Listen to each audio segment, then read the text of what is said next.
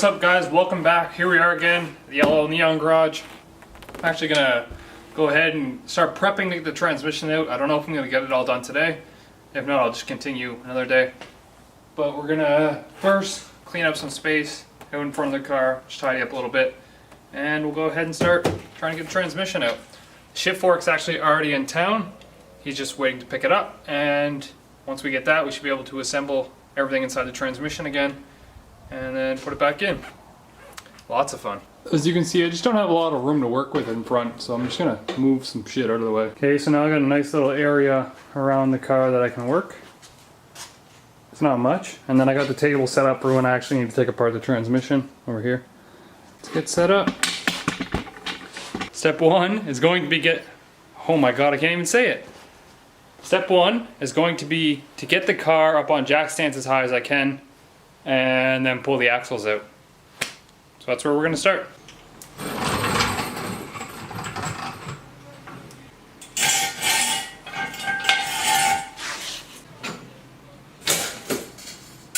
So I got it up on jack stands pretty high. The reason I stressed that it had to be pretty high is because when I drop the transmission down, I'm going to have to pull it out underneath the front of the bumper. So I got a second set of axle stands under there just in case. And I'm going to pull both wheels and then start on the axles. Alright, so I kind of left early the other day. Denise was feeling sick, so I went home. But I just dropped Denise off for work.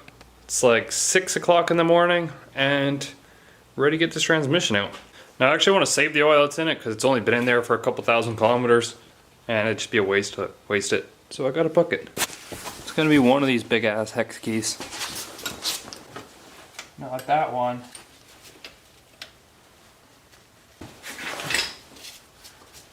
Damn you, Glug.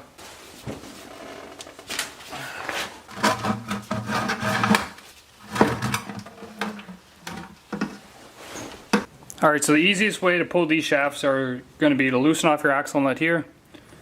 These two strut bolts, just pull them out, and then when you pull back on the hub, you have enough room that you should be able to push this axle out through. There is an intermediate shaft on this one. So once you get the axle out, you actually have to unbolt the intermediate shaft and then pull that out of the transmission as well.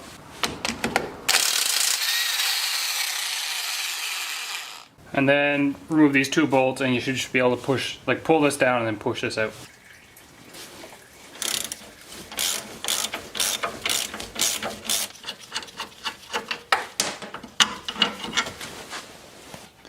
Now we're gonna have to get in underneath with a pry bar and pry between the axle and the intermediate shaft. You can't just pull on the axle because you'll pull this boot off. It's just a plunger joint in there. So you have to pry it out from the axle manually.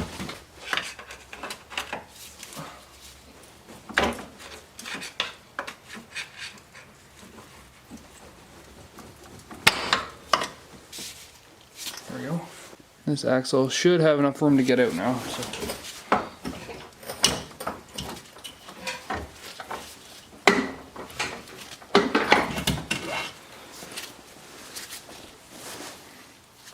This is a drive shaft shop stage 3 axle too. Alright, so you can see the stub right here. And now there's two bolts just above it. Two 13mm heads, whatever size bolt that is. And you just pull those and then that whole intermediate shaft will slide out of the transmission.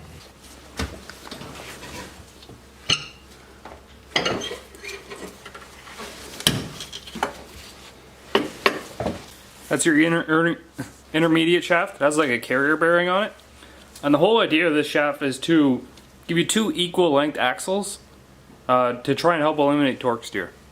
Alright, so basically the same thing on this side. Just blast off the axle nut, remove the strut bolts, and then just pop the axle out of the transmission. And I don't know who the fuck Adam is, but I guess I'm Adam today.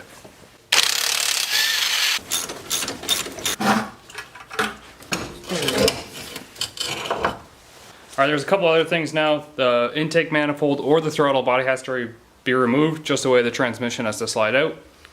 The shifter cables, they have to be unbolted from the transmission, just with those little horseshoe clips. And the clutch sleeve is on the front. I'm just going to pull it off and then tape it up so it doesn't push the piston out of it. And then I think there's just 6 bolts and then the transmission comes out. Now it sounds all easy in theory, but actually pulling it out and shit it isn't really fun. Oh yeah, the transmission mount has to be removed too. And then you gotta find a way to support the engine and then cradle the transmission out. It's all a big pain in the ass. Alright, I'm gonna start by removing this charge pipe, I hope. And then remove the lower part of the charge pipe underneath.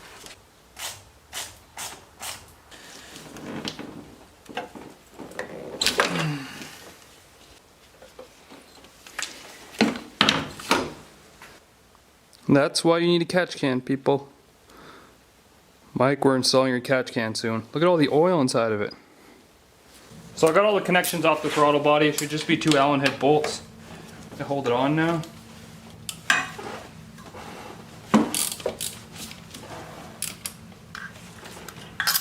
Oops, I forgot a connection. Actually, a pretty big throttle body. I didn't realize there was an adapter plate. But that's gonna have to come off too.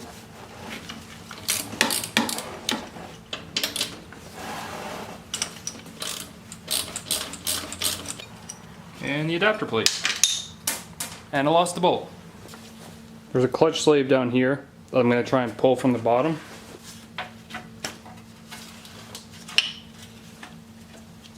I'm just gonna actually tape the end on it so it doesn't push itself out. I completely forgot about the starter, so I have to remove the starter too.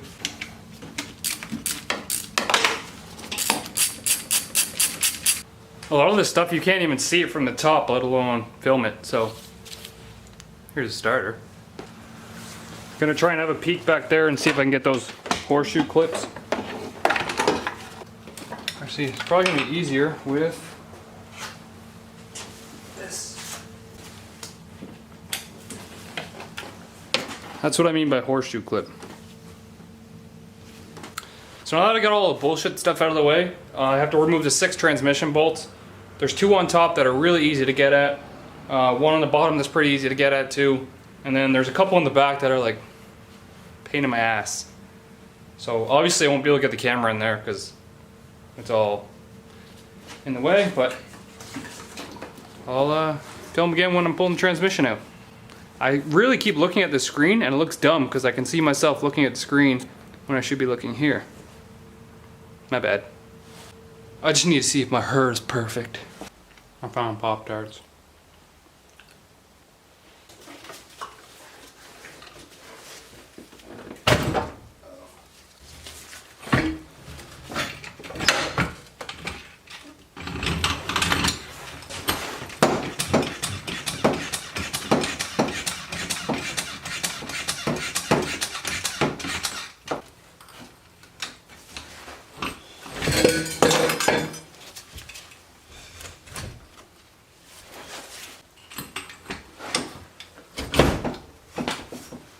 Oh no, the jack's on my overalls.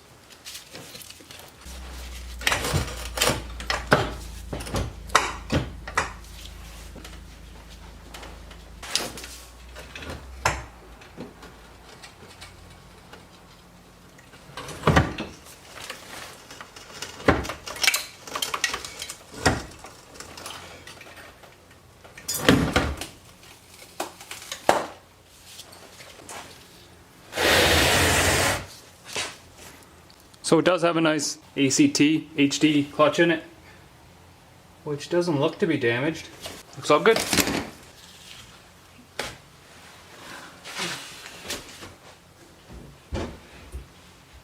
Alright, anyways, here's our issue. So this middle fork right here is supposed to look like this one with this extra tooth right here on this side of it. So that tooth broke off. Here's the replacement shift fork. You can see the tooth is there, so gotta pull that shift fork out. This plate has to come off.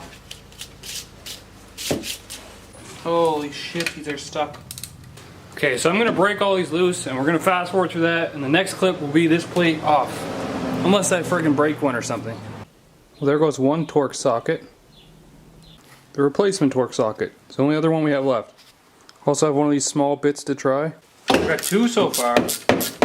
So apparently the key is to hit it really hard, then pound the socket into it, and then it comes loose.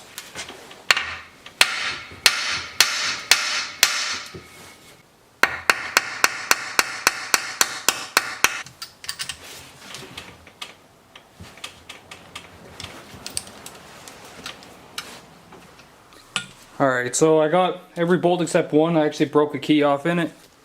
Well, that was easy. I just used some channel locks.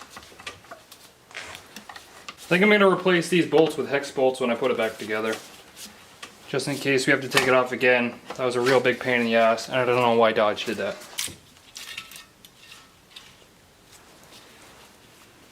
Yay, a thing I have to clean up after. So in this end there's two snap rings that you have to take off in order to pull this plate out. And you have to remove this sensor. So do that next.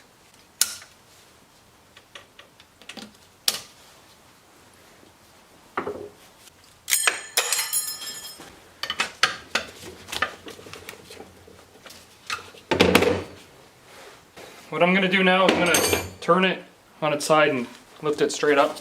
Alright, I know the transmission's dirty, but I can go ahead and start pulling off all these bolts. And we can get this case separated, and then we'll have access to our gears and everything underneath.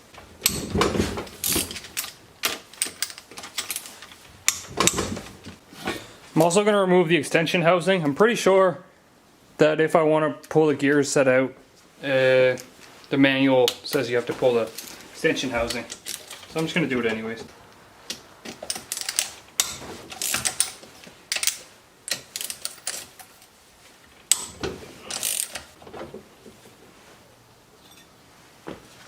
Now, I should be able to set the transmission on its face.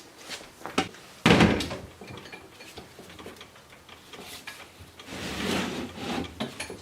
we go.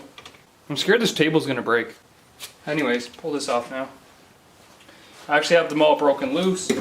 It's just to undo them all.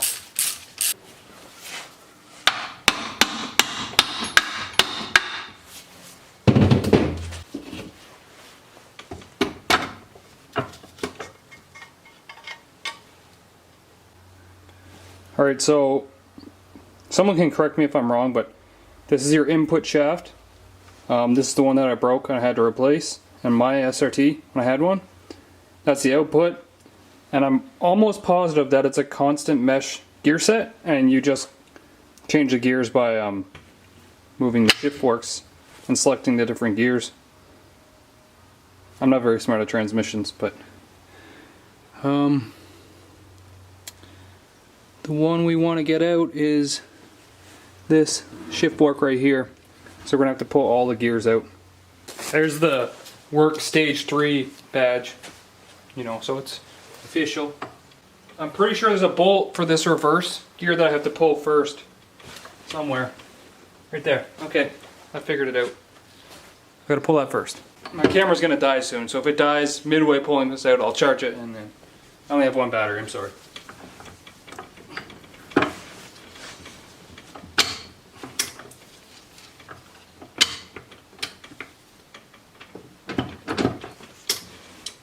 There's something I'm forgetting. Like I'm supposed to pull a rod somewhere.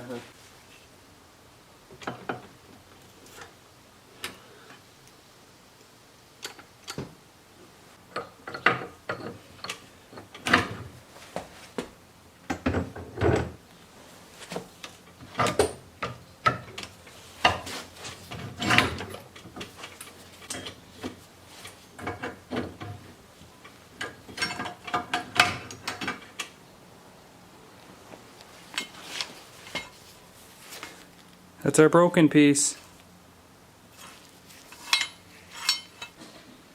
Like I said, my camera died. I pulled it out. Here's the old one. All broken and stuff. The new one's in and the gears are back in, which is a really big bitch to do by yourself. Alrighty then. Okay, so I have it back together. The camera was dying earlier, so I didn't get a lot of the pulling the gear part and putting it back together. I did have to pull the gears twice because I put this reverse gear in backwards initially. So while the battery was charging, I actually went and I got some Toyota gasket. I know, Toyota gasket, whatever. Some new bolts for the end plate so I don't have to use those hex bolts anymore. And we're going to start putting this back together. Get it ready to get up in the car. I probably won't be able to get it up there myself. And yeah, that's what we're going to do.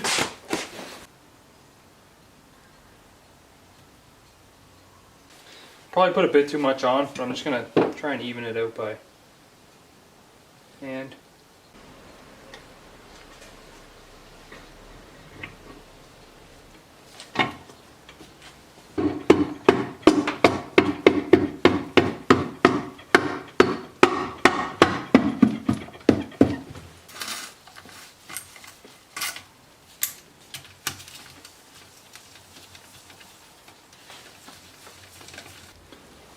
First things first, we'll get the snap rings back in place. These are going to be really fun to do because you have to be able to lift up on the gear. Sorry if I'm in the way. I'm kind of leaning on a screwdriver on the gear set to hold it up. If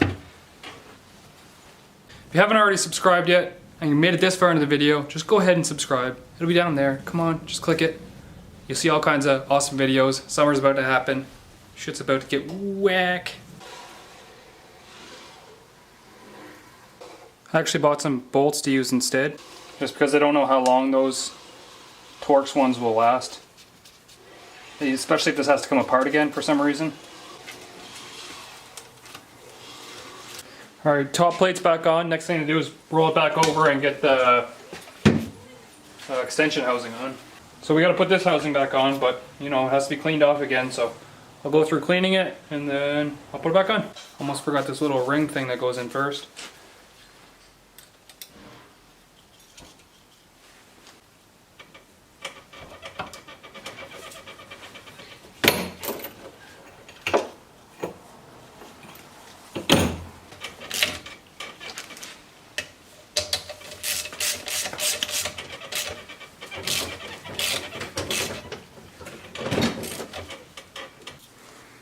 Now it's just to put this top plate back on, and that should be the transmission.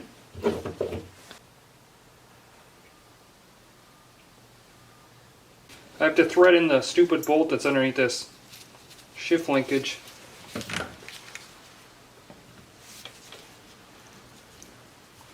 As it goes down.